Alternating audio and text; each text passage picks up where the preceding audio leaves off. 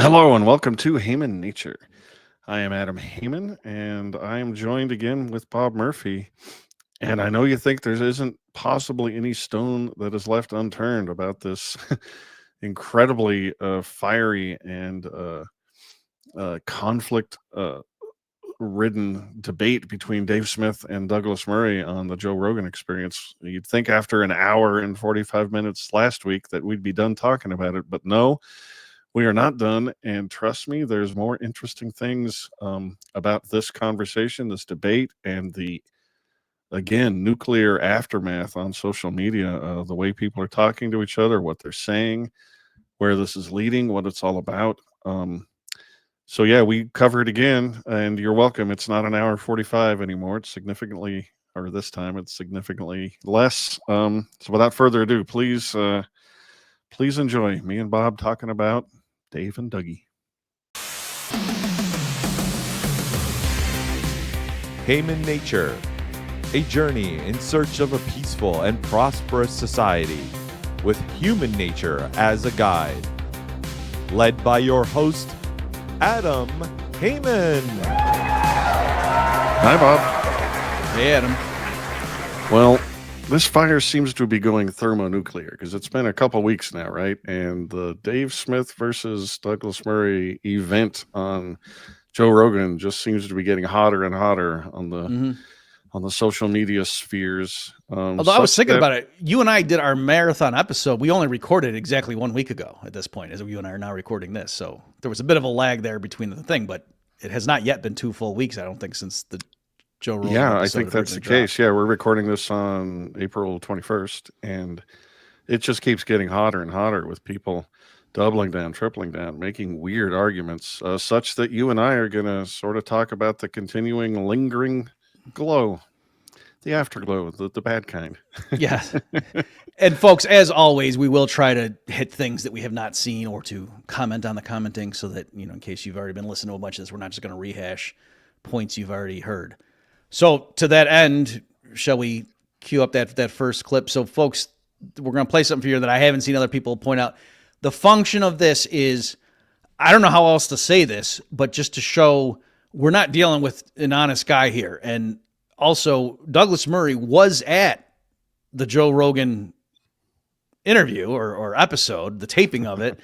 So he can't claim, to say, well, how could I have known what Dave's position was? He was right there and saw it come out of Dave's mouth. So everybody knows the whole, the infamous, have you even been there? Right. People have been doing that so much now. I'm sick of it.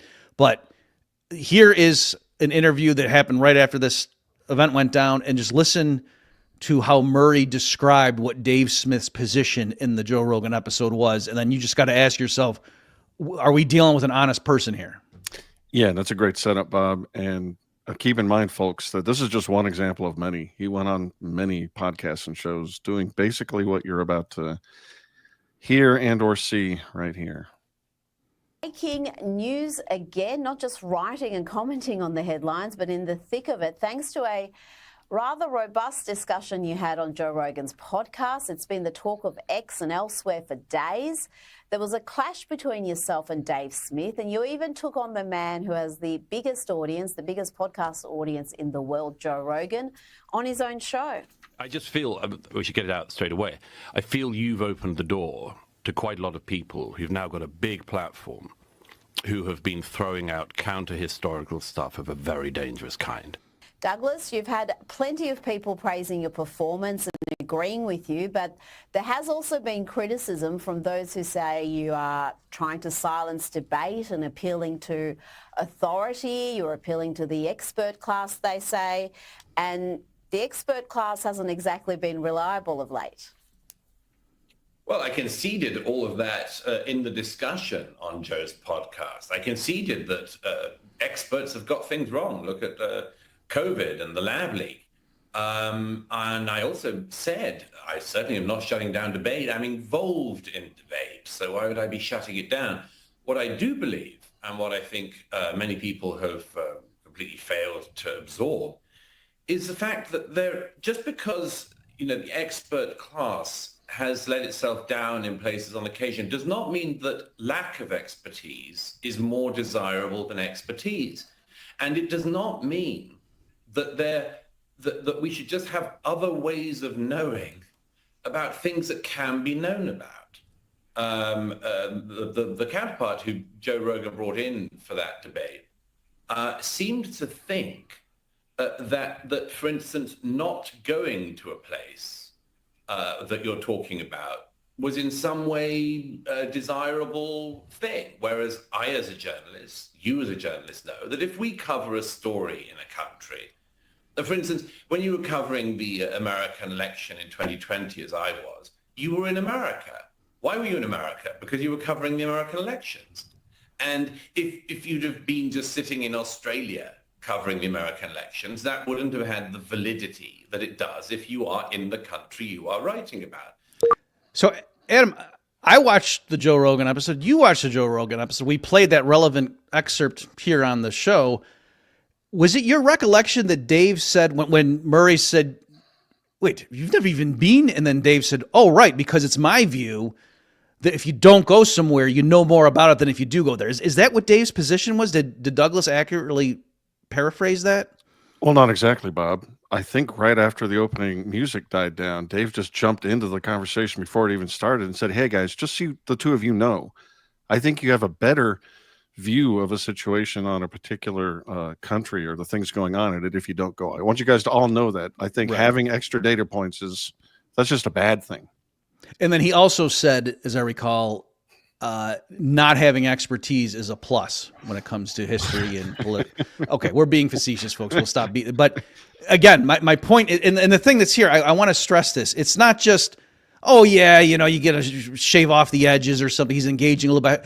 If Murray had accurately stated what Dave's position was, he would have said, oh, and by the way, notice he couldn't say Dave's name, right? I don't know if it was in the clip. The woman said his name, but Murray said my counterpart on Joe Rogan, right? He can't even say Dave's name.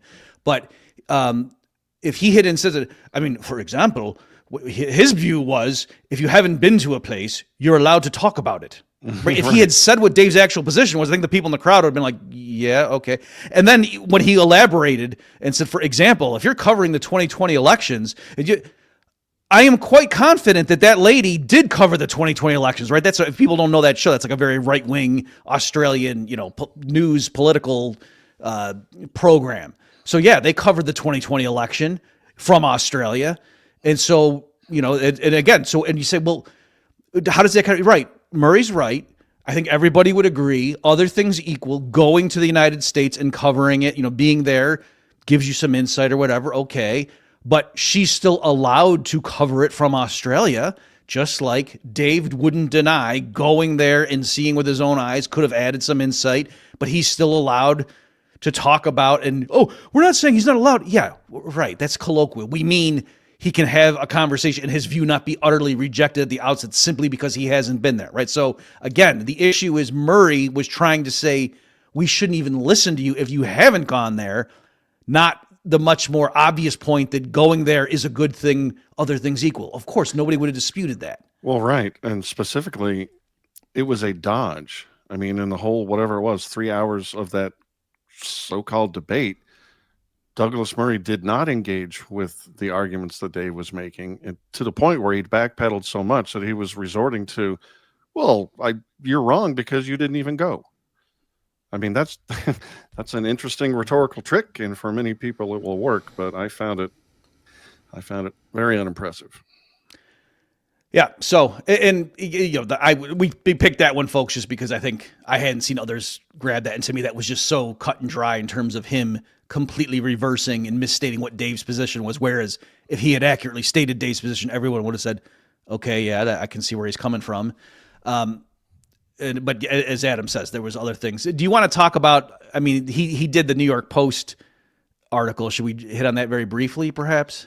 Yeah, sure. Briefly. Okay. So one thing is, just before I forget, it's hilarious. And so here, folks, we'll try not to hit, I had like 8 great things to say in response to Murray's New York Post article, responding to all the brouhaha.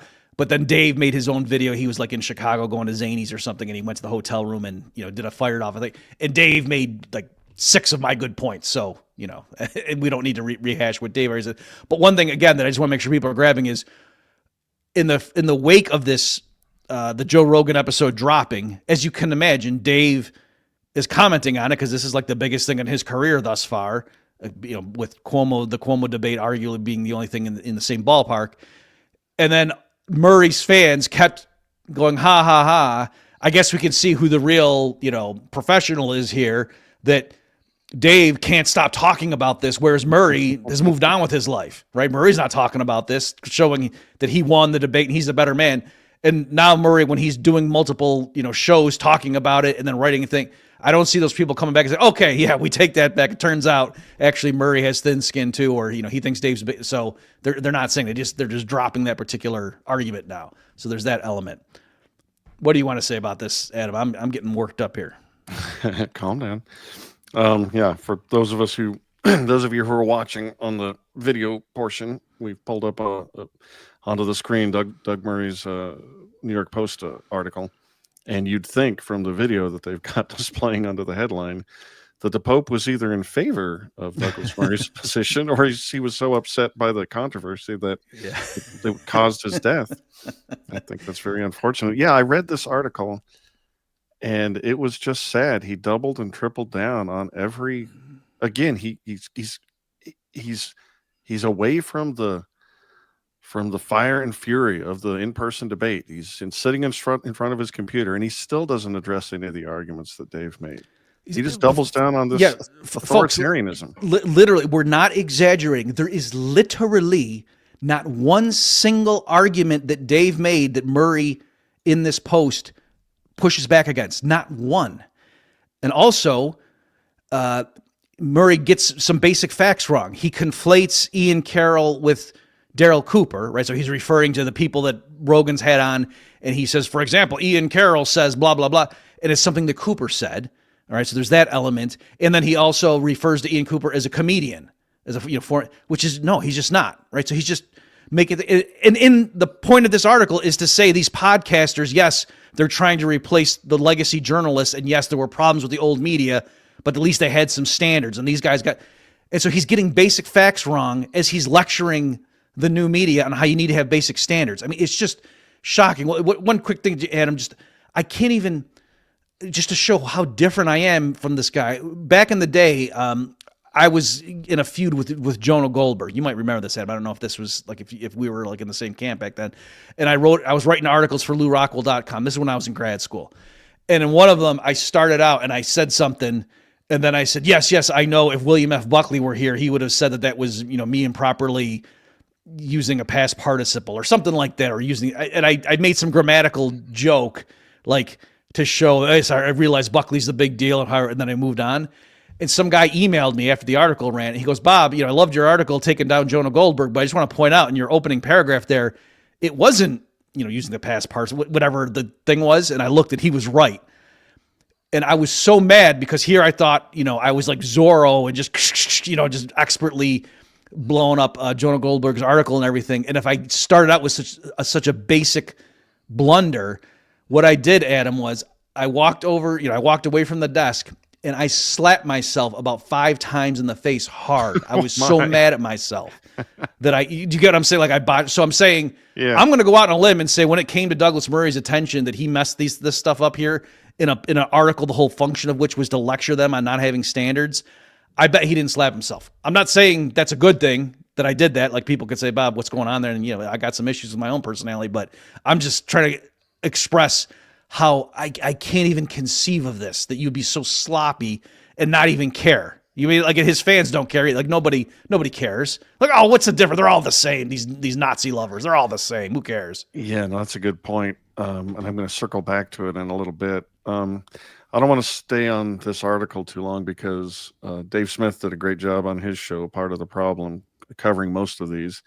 But I just want to point out again, because we're going to hit on this again, that Douglas Murray says that one of Cooper's many ahistorical claims is that Winston Churchill was the chief villain of World War II. That's so wrong as basically to be a lie, in my opinion. He said on Tucker's show that he sometimes jokes with his buddy Jocko, and gives that line. But that's not what he means. And you listen to the rest of the interview, it's obvious that's not what he means. What he means is that Winston Churchill did some things that extended the war, and and that's kind of problematic. We shouldn't just think that everything he did was sainted and heroic, like you're reading the scripture on a plinth of a statue of Winston Churchill or something. So anyway, the piece was replete with that, but I don't think we should stick with it for too long. Okay, and even there, just to show folks that we're nuanced here on the show, and Adam and I can disagree. I'm okay with, like, I get what you're saying. You're right. If they actually wanted to have a fair, honest discussion, they would acknowledge it. And certainly, that's not a fact. Like to say, he thought Winston Churchill was born on this date, and he got the date. You know what I mean? Where it's objective. That you could argue about who the chief villain was or something, like, you know what I mean? So that is something that's open to interpretation. And so to just say it's ahistorical, is one thing. But at least those words did come out of his mouth, as opposed to just about every other thing in that New York Post article literally was attributing views to people that they didn't have. That's kind of what I mean. Or like when they say things like, oh, and they're minimizing the Holocaust or making excuses, or they say like Hitler what wasn't anti-Semitic in the 30s. And no, that's not what Cooper said. And the point of him saying it was not to say Adolf Hitler wasn't a bad guy. The point of him going through that like the actual statement that he did say, his point was to understand what happened in World War II and the Holocaust and so forth. It's not just that, the Germans are going along and they had Kant and blah, blah, blah. And then all of a sudden they turn into bloodthirsty monsters for like a 12-year stretch. And then they're back to being civilized again and we're cool and we hang out with that. That he was saying, no, that, Hitler had his deal, but the German people were not with him. And so he kind of had to, judge the crowd and whatever. And it was only in the ravages of the war, when the whole world is coming against Germany, like, oh man, are we going to go through what we just went through last time?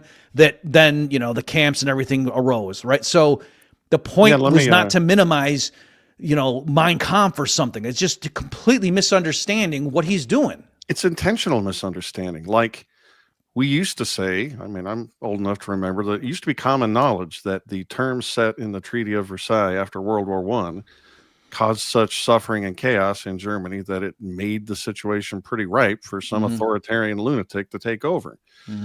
But you can imagine Douglas Murray catching some guy saying on some podcast somewhere, one of the chief causes of World War II was the Treaty of Versailles. And what is Douglas Murray going to do? Come back and say, I don't think so. I think one of the chief causes was Hitler invading Poland. Dumb. Right. Yeah. That's what's happening here. Daryl Cooper is just saying that, with the benefit of hindsight and maybe even a little bit of foresight, if you understand how nation states work, there probably were better ways to handle the situation, given how horrible it turned out, than the way it actually happened. We don't need to treat Winston Churchill like a saint. And certainly acknowledging some, pointing out some criticism isn't the same thing as downplaying the evil of Adolf Hitler, for crying out loud. That's just childish and unfair and insulting. Yep. All right. What do you want to talk about now? Do you want to move on to Konstantin? Sure. That makes sense. So Konstantin Kisin, who is a former comedian, so I'm not even sure why we're paying attention to him, but he wrote what he claimed later was the most, I don't know if downloaded is the term or read, because it was on his, is it a Substack? I don't know what this thing is. I don't know what it is. It's his website. And so anyway, he claimed later that this was the most reviewed article of his career. And so he was making follow-up videos and whatever. So it's Murray versus Smith, dispatches from Podcastistan. And so, I read the whole thing, and there's barely any points in here. I mean, we can struggle and say, well, what they could have said here was, that's the thing. I have something to say about it. Yeah, let me just real quick. I so much wanted to have this debate, and I think, Adam, you and I, if we have time, we'll get into some of this stuff like, well, what is Israel supposed to do? There are plenty of legitimate concerns and like responses to like the Dave Smith position that I could see, but not what's going on in all of this post-game analysis from all these Murray fans. It's incredible. Yeah, I thought this argument was terrible. Zero actual arguments in addressing anything Dave Smith said. Just moralizing and more weird appeals to authority. And then, if you'll permit me, Bob, I got to read these two paragraphs because I find them just bewildering. So, this is Kisin. Have you listened to his podcast, though? Rogan interjects. It turns out Murray hasn't, and this is later used against him after the episode airs. Unlike Murray, I have listened to Cooper's podcast, including the one about the history of Palestine that people often cite in his defense. He details the persecution of Jews preceding the events he covers, so he couldn't possibly be anti-Semitic, is their argument. From this, they conclude that he couldn't possibly be a Nazi apologist. This sentence is weird. The reason they make this logical error is that in the entertainment world, words do not have meanings, they have feelings. And thanks to the woke left's misuse of the word Nazi for the last decade, in Podcastistan, the term is not a descriptive label, but a vague, meaningless insult used to cancel people. Unlike his opponents, Murray clearly understands that the term Nazi apologist has a defined meaning, and the fact that most Nazi apologists are anti-Semitic does not mean that you have to be anti-Semitic to fit that description. The Grok definition of a Nazi apologist is, quote, someone who defends, justifies, or minimizes the actions, ideology, or atrocities committed by the Nazi regime, often by excusing Nazi policies or promoting revisionist narratives that distort historical facts, unquote. Since Cooper does precisely this in several appearances on major podcasts, how his series on Palestine would change this reality is clearly as confusing to Murray, who hasn't listened to it, as it is to me, who has. Well, this freaks me the hell out. And it certainly wasn't anything about that Douglas Murray was talking about. He just said, when Joe Rogan and Dave Smith said, have you listened to his content? He says, no, I don't need to listen to it. I know exactly what that is. Or something similar to that. So it just freaks me out to take Konstantin Kisin at the meaning of the words in these two paragraphs.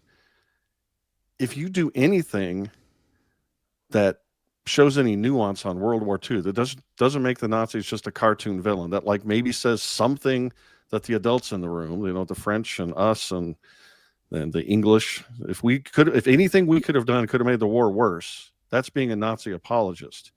And even though Konstantin and Grok don't think that being a Nazi apologist means you're an anti-Semite, I'm pretty sure he knows what everybody else on the planet thinks you mean when you call someone a Nazi apologist. I don't think you're being nuanced. They think you're calling him a racist.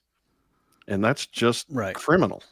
Right. So, yeah, I agree wholeheartedly with you. Let me just make sure people aren't getting lost here. And I understand what Konstantin's saying there. Let me steel man that. But again, then I'm going to circle back and show why, even on what he's trying to do, he's just not right. So his point is, yeah, people, Murray or wherever, will say, oh, yes, and this guy out here, you know, a Nazi apologist or, you know, minimizing the Holocaust or whatever.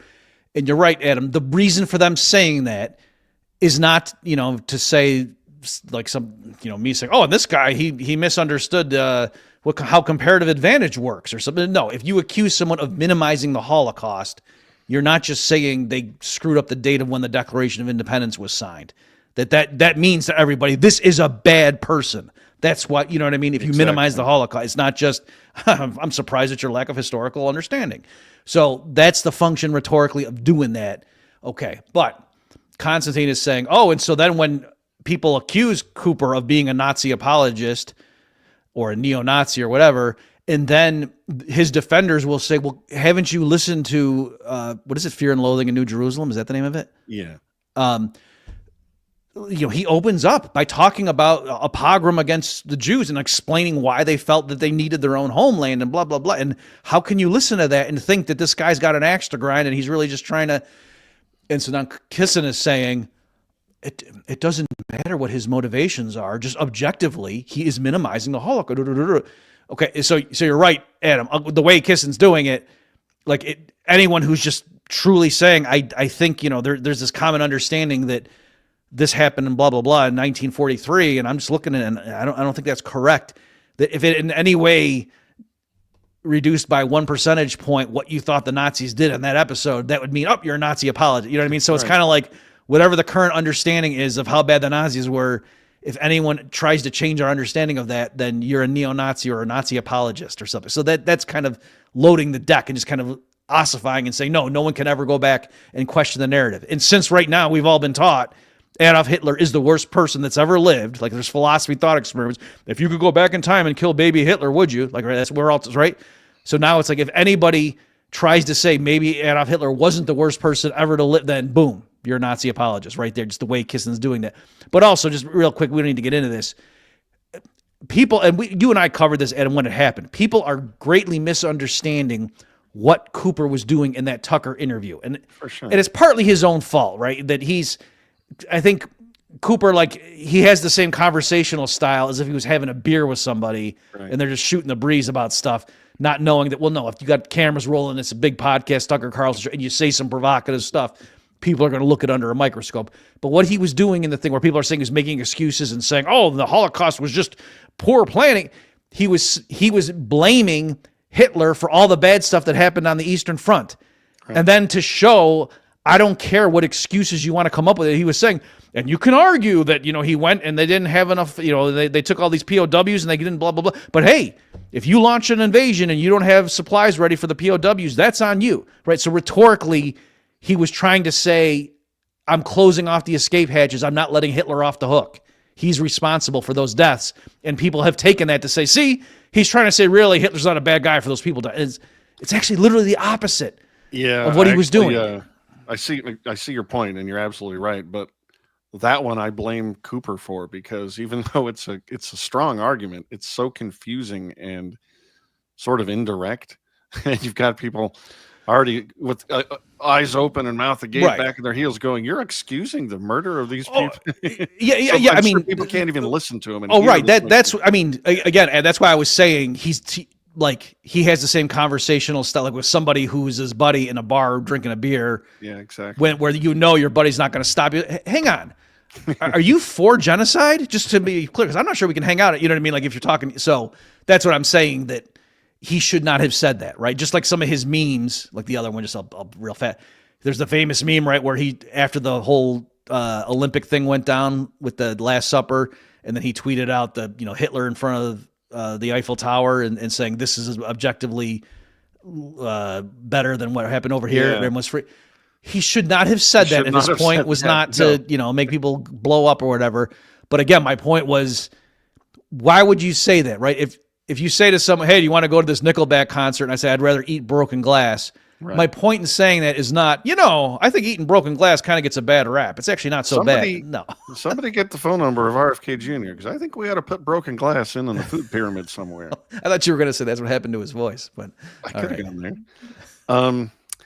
So yeah, a lot of what's going on in these articles are just smears. And then again, I'm reading these things and I'm reading them twice going, surely these people are going to address some of the claims that they think Dave or Daryl, if they're, want to redirect, they'd address the claims, address the arguments, but they don't. They just say these people make claims that are demonstrably false. Well, that's not good enough. You have to actually demonstrate it. Right. And they just never do.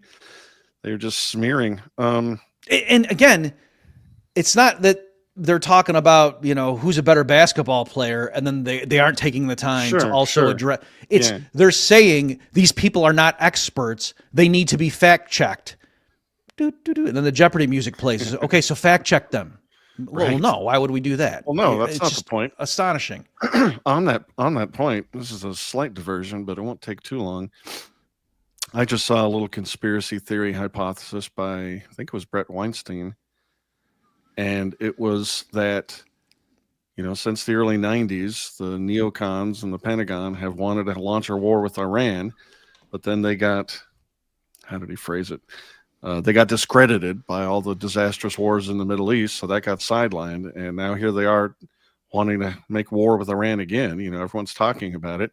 And he was suspecting that this move to discredit Joe Rogan and all the people that he has on who are anti-war, this is just a chess move to try and knock the pawns away, to clear the path for to get the public all jazzed up about war with Iran without all these annoying anti-war voices on these annoyingly popular podcast platforms.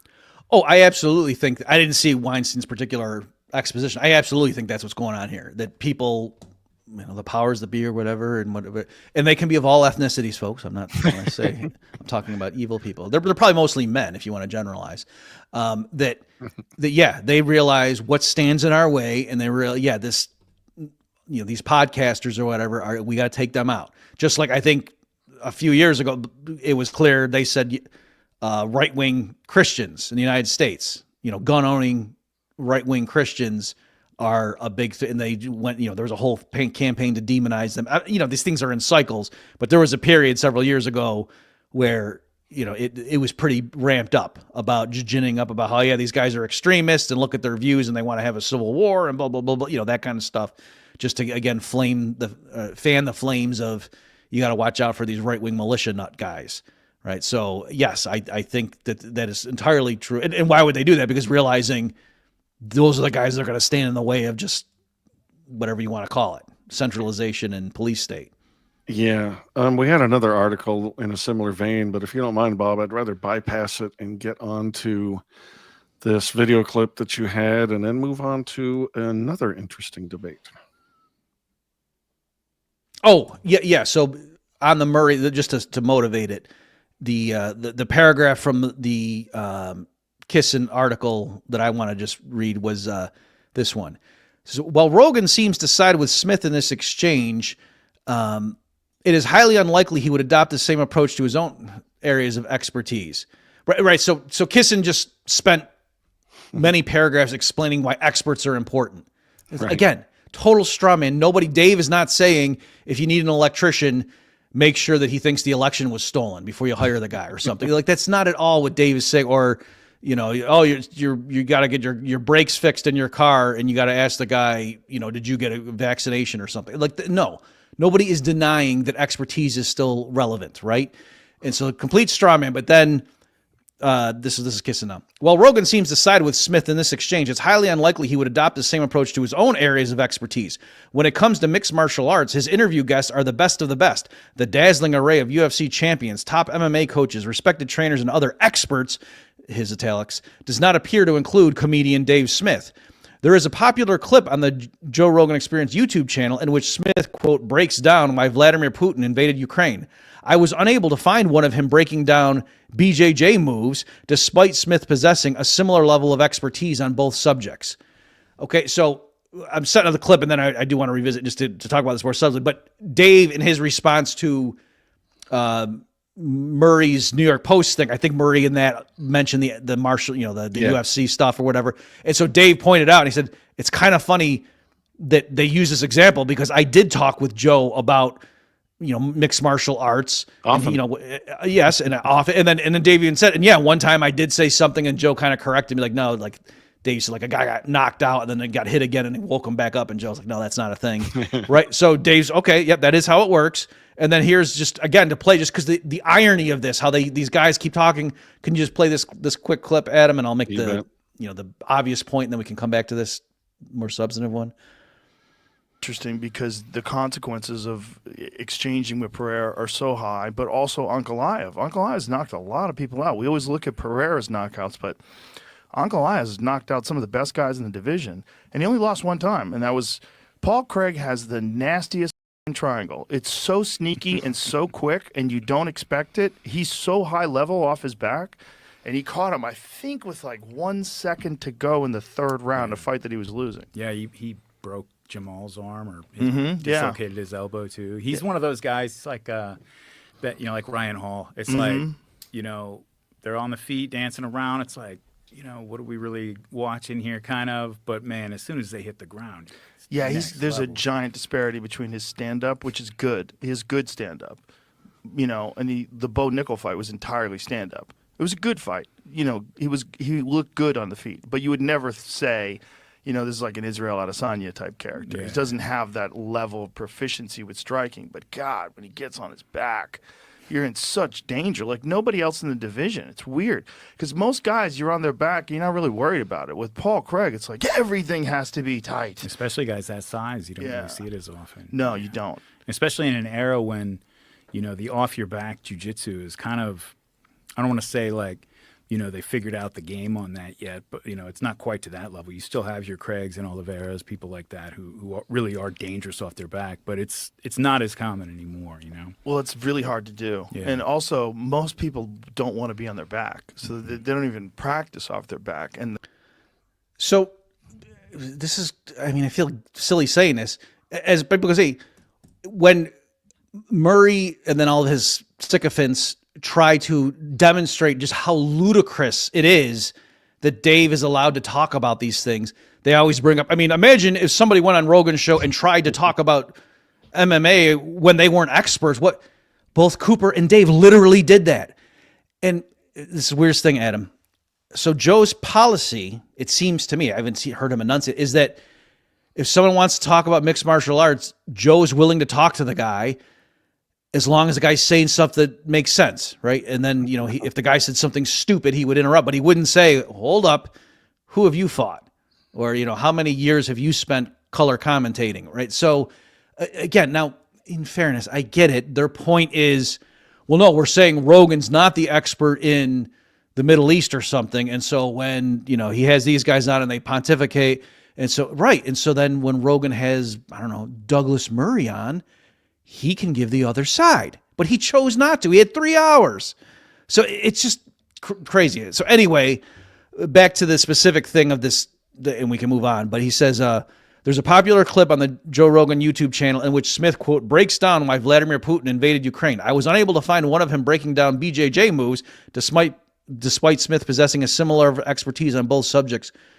No, that's not. Dave does have a decent level of expertise. So it's this weird thing where they're saying, oh, you're saying you're an expert, and then Dave out of humor says, well, no, I wouldn't say I'm an expert. Like, he would defer to Horton or other people on this stuff.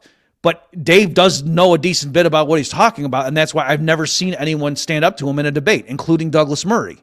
Right? If Dave is such a pushover, you should blow him up. And so here, the analogy I'll use is I recently was on a zero hedge debate about Austrian economics versus MMT.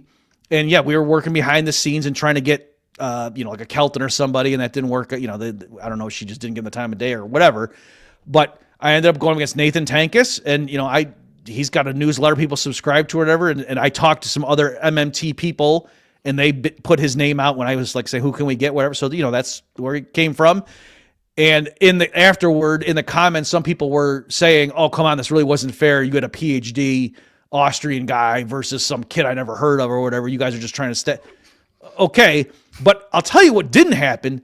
I didn't spend the entire debate saying, who is this punk? What are you doing? You have no business being on the same platform. I can't believe Zero Hedge. Do you know he just is a crude inflationist? Do you know how discredited?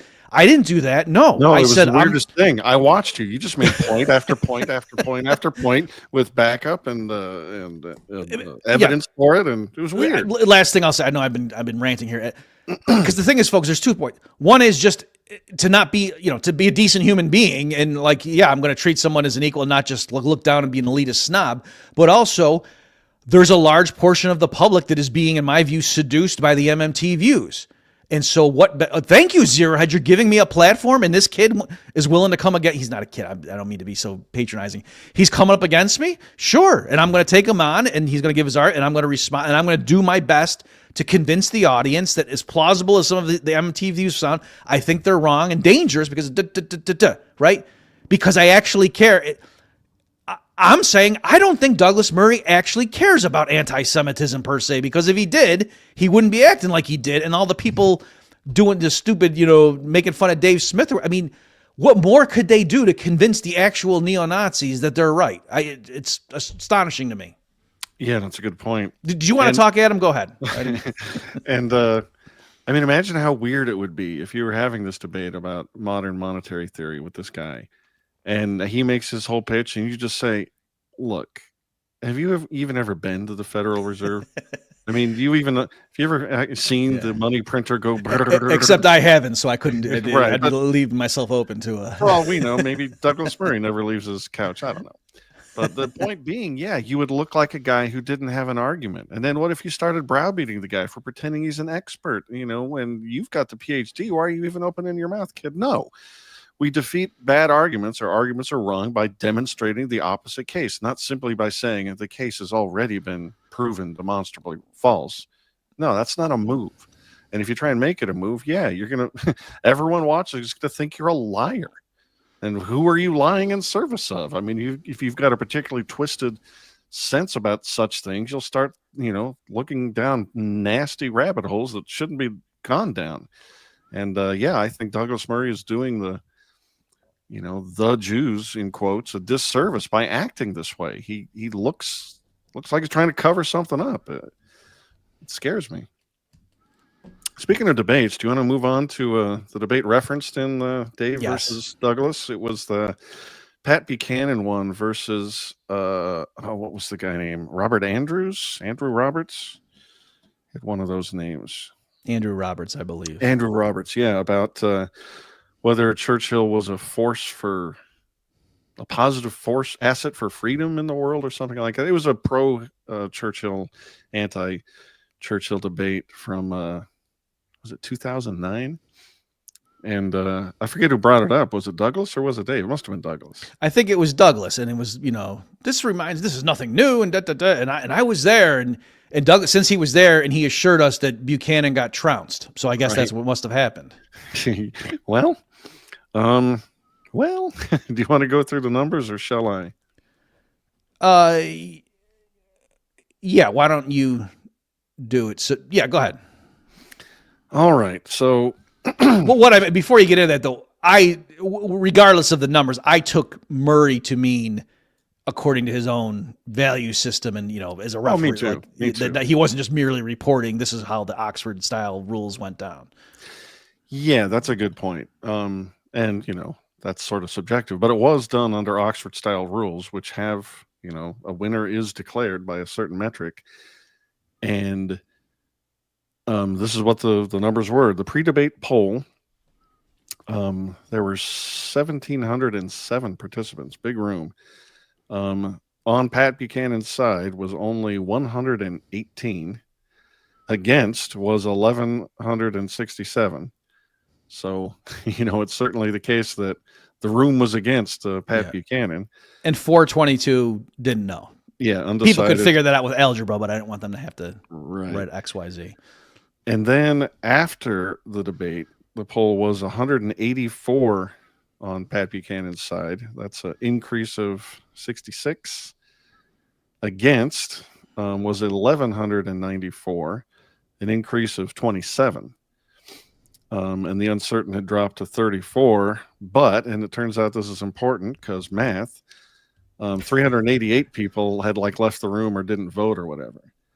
And unlike our mutual friend Gene Epstein's Soho forum, where he's smart, he doesn't. If somebody leaves and doesn't record an after vote, their pre-vote gets dropped too. So you only end up with a population. Are you sure? I thought what he said in his email was if they don't vote either way in both times, they get booted. Yeah, it's the same both ways. But the point is, you have to vote twice or you don't get counted. You're not going to end up with results that have the wrong denominator on either side. I think we're saying slightly different things. But anyway, go ahead. Because it could be that people left, and so you have a smaller vote total at the end, or it could be that it was online. We're getting so. I'm saying I thought Gene's email was, folks. If it's not clear, we emailed Gene Epstein to ask how do you deal with this because we weren't sure. I thought what Gene was saying for sure, if somebody says I don't know both times or is missing, then we don't. But I thought if you voted in the beginning and then didn't vote in the end, I thought your vote in the beginning still contributed. Maybe no. I got the exact opposite impression. All right. Doesn't matter. Anyway, they weren't trying to even account for that in this particular debate. So you ended up having, if you took the new denominator, you ended up, the 118 was 6.9% of the vote, Pat Buchanan's side, and against was 68.4%. And then after, the new Pat Buchanan's side is 184 votes. That's 13%, which means he gained 6.1%. And the against, with the new denominator, is 84.6%, meaning he gained 16.2%, which would validate Douglas Murray's position that the pro-Churchill side definitely won that debate.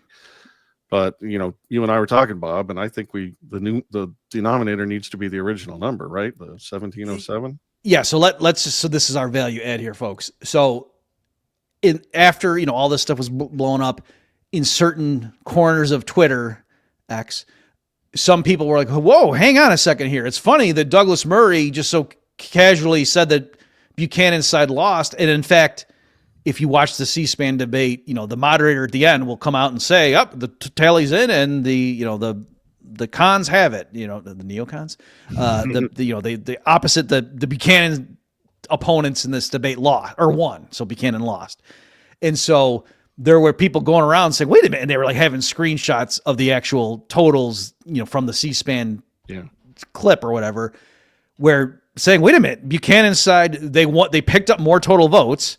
As Adam is saying, they picked up 66 votes, whereas the other side only picked up 27. And they boosted their own, percentage. Since Buchanan started with such a low amount anyway, the percentage increase of his votes was way higher than the other side, right? So no matter whether you look at absolute raw numbers or percentages, clearly Buchanan's side won. What the hell?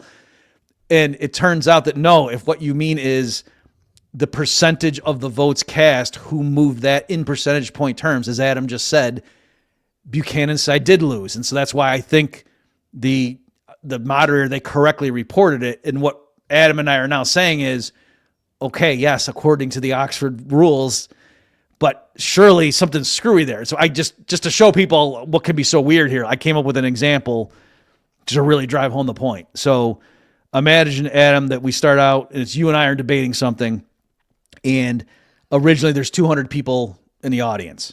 And in the before we debate, they poll them.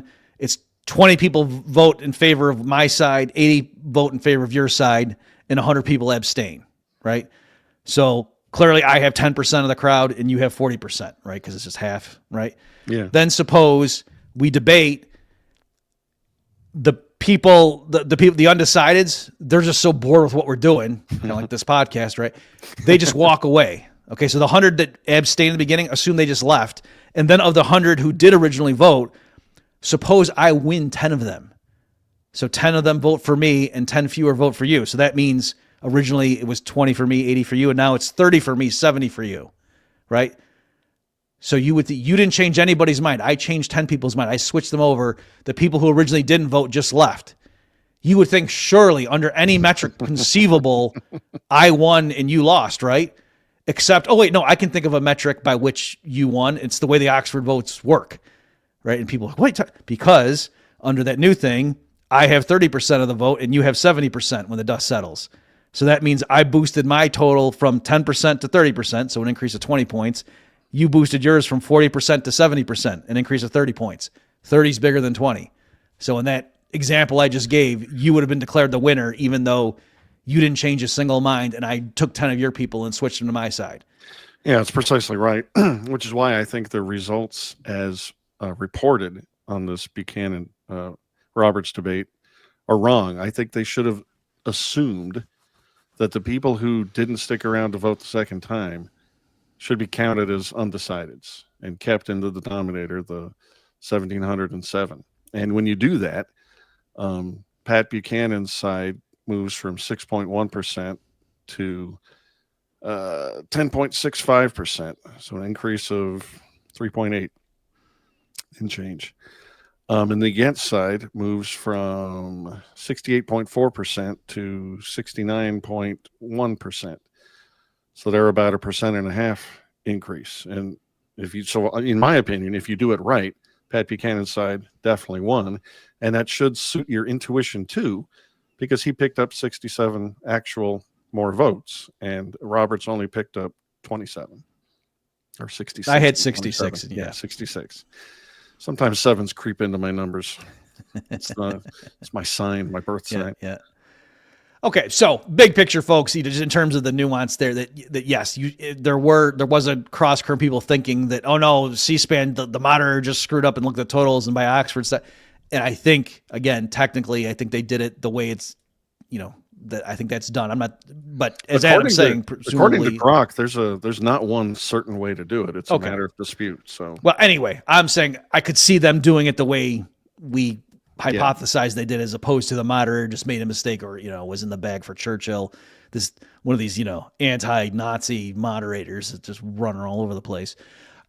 So beyond that though, did you actually watch? I didn't have time. I wanted to, but my joke was, folks, that if I could have cloned myself, I would have, but I didn't actually get to watch some of this. I'm assuming you don't agree with Murray that, oh yeah, Buchanan made a fool of himself and just made error after error that was pointed out. Certainly not. I mean, it was an all British audience, as reflected in the pre-debate polling. They were all loving some Churchill, so it would have been hard to change too many minds. But I did think it was an interesting debate. I thought everybody made interesting points. One thing was kind of curious. There was Pat Buchanan arguing that Churchill did a bunch of things wrong that contributed to more suffering than if he had done things right. I mean, most people who are familiar with Pat Buchanan sort of know that argument. Dave Smith paraphrases it quite often. But it was 3-on-3, this debate. It wasn't 1-on-1. And the other two people paired with Pat Buchanan were interesting. One guy was mad at Churchill for taking England off the gold standard. He was really into that, which surprised me. And he was upset that Churchill didn't spend enough on the military in the run-up to the war. And then he took him to task for some military blunders. He was clearly a military historian. And then the other guy, he was sort of attacking Churchill from the left mostly. And he came with an interesting quote I never heard before that I think the audience might want to hear. It's from 1931. And Churchill is defending the British Empire in India and opposing the Indian independence movement. And there's this quote, him giving a speech at some, I don't know what the event was, but something fairly inside baseball, like it wasn't in a big crowd. And the quote is, "India is a geographical term. It is no more a united nation than the equator." And you can hear that in a pompous British accent, and you can see what he means. He's a colonial man. And he thinks, these people that we're ruling over, I mean, maybe he's got some idea of the white man's burden or something. We're here to civilize these people, but he clearly doesn't think that they're a nation and we should respect their rights or anything like that. He thinks they're the proper things for England to rule over these people. And when they seek independence, well, what are you even talking about? You're not even a nation. Mm-hmm. And I only bring that up because I hear that exact argument come out of the lips of people like Douglas Murray when they're saying, what do you mean Palestinian? There's never been a country called Palestine. Why are you acting like Israel is doing something bad to some country with peoples? It's not like that. And I just thought that was interesting. It was a little historical echo. And I think it says something about the mindset of people who think that are more favorable to colonialism, or I don't know, remember it fondly, or think there's nothing that wrong with it, or I guess I don't know. I can't steel man what they're saying, but I thought it was interesting. Okay, well, I'm glad you checked that out. Do you have more you want to say on that, or should we continue our meandering? Let's meander. Okay, so I don't want to forget this thing about, the JRE YouTube in which Smith breaks down Putin invading Ukraine, and this analogy I have, or not analogy, but a different example of this type of thing is recently, well, it was right after when Trump's tariffs came out. And Dave Smith did a whole podcast episode breaking down the case for free trade. And, I'm biased because he thanked me and Gene Epstein by name, about how we're the people that taught him the most, or whatever, mentors of living economy. I don't remember what he said, but he singled us out as people who have, given him stuff over the years, and he's been watching our stuff.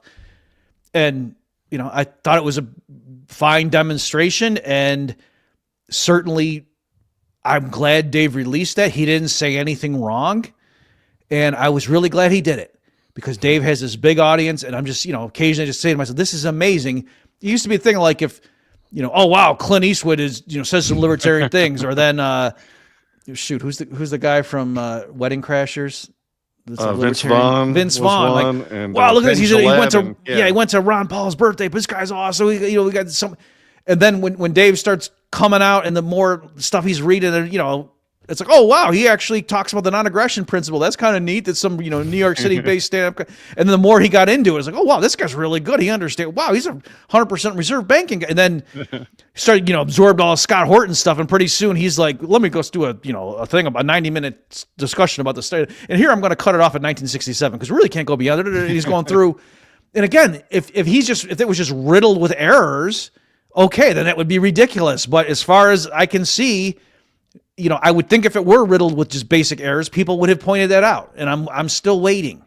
Okay, so anyway, I just this idea, and we are in a podcast age, and of course, if you think that U.S. tax dollars are being used to support the mass killing of a bunch of kids for no strategic interest, I mean, among other possible objections, you just keep your mouth shut because, among other things, because I haven't gone out there and seen it with my own eyes. What would you do? Go ask the mothers, hey, how did you feel when your kid got blown up with U.S. bombs?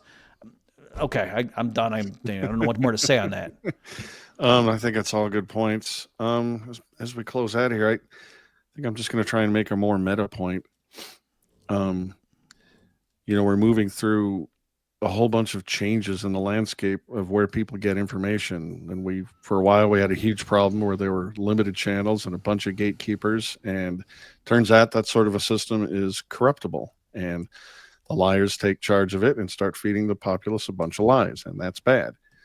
And then if you wanted to steel man what Douglas Murray could have said on Joe Rogan is that, there's a problem with all this decentralization too, which is that what if a wingnut gets a super large audience and then he has nothing but wingnuts on his podcast, and that starts to, feed the populace a bunch of lies that are dangerous. And okay, that can be dangerous too, but I definitely prefer one system to the other, and it's the decentralized one, because then you just go out and make more arguments. That system is fixable just by using free speech in a way that the other system just didn't have a fix, that wasn't torches and pitchforks and right, running the people out of town on a rail. And I wish Douglas Murray had made that point, but I think you're right. I think it was more that I don't know. The impression I got is that he wasn't there to be honest. I thought he just wanted to shut down what Rogan was doing, and I thought that was pretty crappy, especially when he accuses people like Dave Smith of being, vaguely racist or noxious smelling or serving the interests of evil people or something. And isn't that kind of weird? What are you watering? Yes, what are you watering? I hated that whole approach. It really pissed me off. If I had been Dave, I probably would have grabbed a coffee cup and done something Bob Murphy wouldn't have done. Chucked it at him or something. I'm trying to think of in The Big Lebowski when the sheriff throws, he goes, "Oh, man, such a reactionary." Or something. I know we're winding down here. I can just tell from your body language and the words you said, but just real quickly, and then if you want to talk about this more, feel free, Adam, of course. But I did want to just mention, as we're grabbing the meta discussion here, there was something to it, just this basic misunderstanding that and Dave had done a response to this in the wake of it when he was on Piers Morgan against the guy from the War College or something. And this point about you don't understand how war works and intention. Okay, so here's the issue. Painful. Oh, that was painful. So here's the thing that people will say, "Oh, stop accusing Israel of deliberately killing women and children with your provocative, woke language, Dave." That there's a huge distinction between regrettable collateral damage when Israel's trying to take out Hamas, who, by the way, are using human shields. It's their own fault, versus, October 7th, they came and they deliberately targeted civilians. And so then Dave to say, no. When I say they're deliberately killing kids, with U.S. funded weaponry and such, I mean it in the same way that if I'm tweaking the example a little bit, this is the spirit of what he said, some guy comes and kills my kid and I'm mad at the guy and I go and I see him go into an apartment building and I blow up the whole building. I can't say, well, that was the only way to get at that guy. No, I would be charged with first-degree murder. And then he said, even the cops, because people then, this girl did an objection to, to go through and explain to him. No, it's just what Dave Smith clearly fails to understand is blah, blah. And so, and she was making it all just about authority. That no, that's vigilante justice and trying to make it.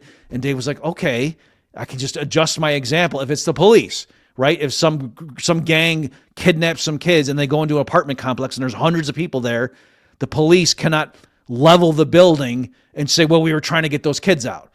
That it's not just you'd be, and the police would be charged with murder or something, right? So people are saying, oh, you're just trying to, you're using your own value judgment. We're talking about the objective. And I'm saying that's what Dave's point was. He wasn't saying what he thinks should be the case. He was saying it is a fact The way our legal system works right now, if the cops leveled an apartment building and killed hundreds of people because some kidnappers had a few people inside, they would get in trouble. You're not allowed to do that. Now, and you can say, well, then what are we supposed to do in cases like that? So now if kidnappers just hide in an apartment complex, that means kidnapping's legal?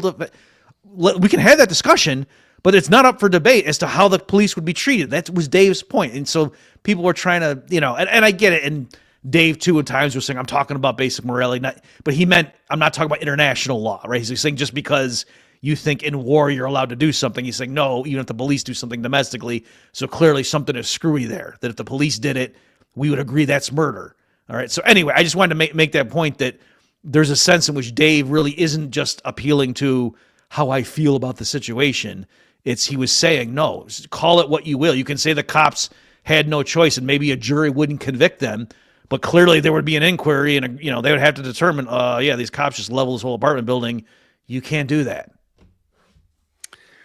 Yeah, it's tricky. All these things, these applications of morals and even legal rules have to be done to the messy world of a specific context. And that's just always going to be tricky. Like you can describe a situation where you using defensive force appropriately kills an innocent, the classic, the guy running at you with a Glock in both hands, firing at you, and he's got a baby strapped to his chest.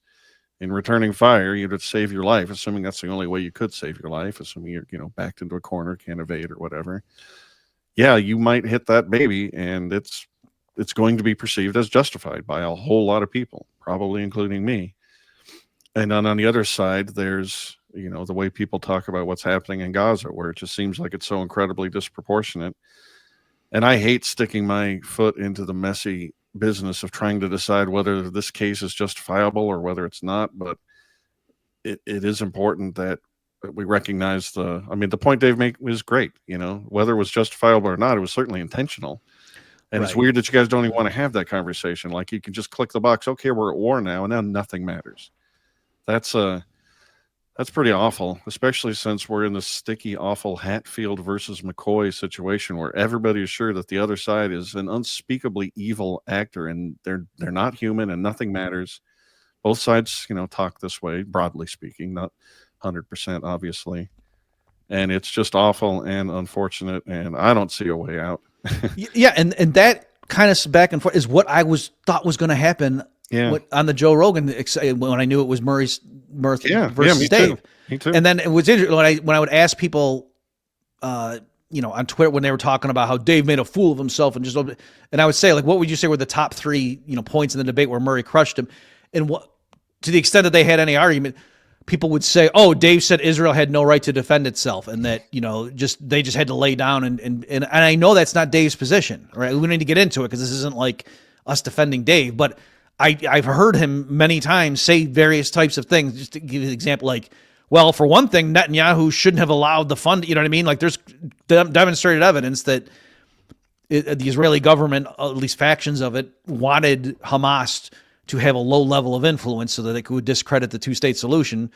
And then also that the Israeli Defense Forces failed on October 7th, right? Normally that, it's kind of like a prison break and they should have repelled them. So, there's other things. It's not just that, either Israel is allowed to go in and just level the place and kill tens of thousands of people, or Israel has no right to exist. Like that's a false choice. Yeah, instead of discussing the real issues in a substantive way that could maybe get us to something like clarity. I didn't want to put this article on the screen or talk about it too much, but you did share this spiked article by a fellow named Brandon O'Neill. Oh, I forgot about that one. Yeah. When you were saying, can we skip it? I didn't even remember what you were talking about. Yeah, that's the one. And it's really weird. That was 5 days ago. Right. The guy's byline says he's the chief political writer. And this is one bizarrely written article for a guy with that title. I mean, this guy is written by some real weirdo. Just the manner of speak. I mean, it was so unprofessional and like whatever modern day hipster is. Anyway, he just does a whole bunch of appeals to authority and name calling, mostly racist. And then he says the following, disparaging Dave Smith, to prove that Dave really hates Israel. That's the quote, really hates Israel. He links to Dave's most recent 3-hour-long appearance on the Lex Friedman podcast. I watched that podcast, or I listened to it, and I'm pretty sure Dave never once said, "Oh, by the way, Lex, I hate Israel. In fact, I really hate Israel." I'm pretty sure that never happened. So much like for people who don't, Adam's not exaggerating. This guy in his casual style said that Dave Smith really hates Israel, and then had a hyperlink, and you'd think it'd be to, you know. And I felt like I was one Bob Murphy back on Contra Krugman days. I'm clicking the link to see, well, what is he talking about? Is Dave Smith really hates Israel? No, it's his appearance on Lex Friedman. That's so dishonest. I can't help myself, Adam. There's this lady. She had like 5,000. If she had 30,000 followers, maybe I would have like said her name or something. But she only had whatever. But she had a thing. That said, "Oh, I watched Dave Smith's the Chicago thing where he did the response to Murray, who was New York Post." So she said, "I watched Dave Smith's 58-minute response to Douglas Murray's New York Post article, so you don't have to." A thread, and she goes through, and I got to the third lie, and I just stopped and I wrote and I said, "You better hope that most people don't watch it because they'll see what a liar you are." And so then she wrote back and said, "I realized it." And then one time at band camp, so she wrote back and said. "Oh, Bob, we're all ears," or something like that. You know what I mean? Like, in other words, okay, bring it. And I was like, okay, fair enough. So, if I throw out a line like that, I should back it up. And I said, because I'm not going to roll like Douglas Murray, and I'll actually cite it. And so that I had to put my kids down or whatever. And I came back and I went through the first 3 things. And she was saying stuff like, Dave Smith thinks that objective truth can't be known, or at the very least, it can only be known if enunciated by people that he approves of. What? And so I wrote and I said, this is 100% absolute bull excrement. I said, I can't even imagine what he said that made you type those words. I said, what's interesting is you could be a bit hyperbolic and say that's Douglas Murray's position, that he's saying you're only allowed to disseminate. I said, that would still be a little unfair, but that's close to what Murray said, whereas Dave said nothing at all like that. You're just making that up. And she said a bunch of other stuff that I just pointed out. I said, no, just complete lie. A guy commented and said, it's weird to see Bob just calling someone a liar when I have watched, Contra Krugman and know that Bob's very like, but that's this lady. There's no other explanation. And then what's funny is I checked in, no response, right? You would think if someone published something and some guy came in and called you a liar and you said, oh, really? Tell us more. And then he listed 3 things. You think you might want to respond to that, just say, well, no, I'm not a liar, or here's where he said that. And then I thought, oh, well, maybe she just has been around. And so I checked to see, has she tweeted since I answered her?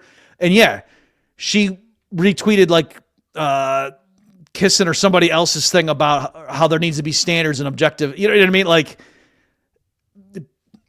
people accusing Dave Smith and his fans of not having any journalistic integrity.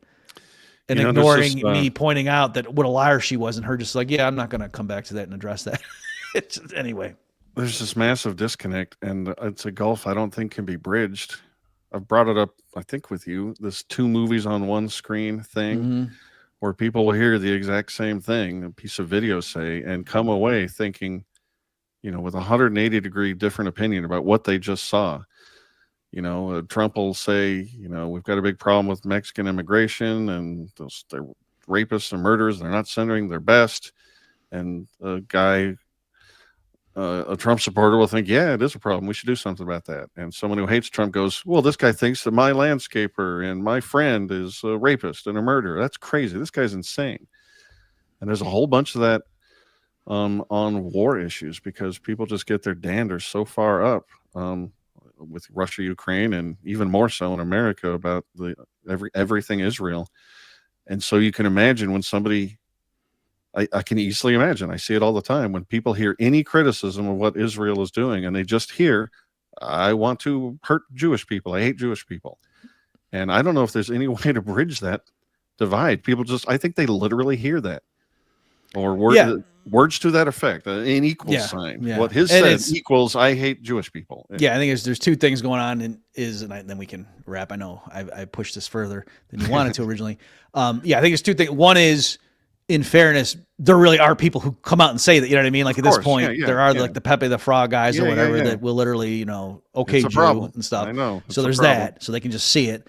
But then also there is the projection element. Like some of the stuff that this lady was saying, like I said, it was so clearly what she was doing or what Murray was doing that I realized, or like how careless Murray was in his New York Post about conflating Ian Carroll and Daryl Cooper, and then calling Ian Carroll an ex comedian or whatever. And it was like, because he's so sloppy with people he thinks are useless, he just assumes, oh, that's supposed to be what Dave is. And I noticed that back in the Contra Krugman days where Krugman would like refer to how these people over here think, and it was so clearly he was describing himself. And I realized, oh, it's probably because in Krugman said like he's not aware he's doing it, but just like he knows how he operates, like from the left wing side, and just assumes, oh, anybody who disagrees with me, they must see my mirror image. And so that's why he can so confidently say, the only reason you could possibly oppose deficit spending is that you are in the, anyway, I'll stop there. All right. Well, let's wind it down. Unless you have anything you must get off your chest. I think I hit all the points. All right. I thought this was great, Bob. But I swear, if we come back in a week and hit the same topic again, something has seriously gone wrong with the universe. Well, it'd be bad because that means like we're at war with Iran or something if we do. Something, yeah, exactly. All right. Well, thank you, ladies and gentlemen, for putting up with us. I hope you got something, quote, value added out of it. Check out bobmurphyshow.com if you haven't already, and check out my YouTube channel, Haman Nature. Please put quotes, Haman Nature, because if you don't, you get 583 instances of a very popular Michael Jackson song. And also check out my Substack, hamannature.substack.com, and Bob and I will catch you next time. It's funny, related note, I almost named my podcast Beat It. So, thanks, folks. See you next time. Bye-bye.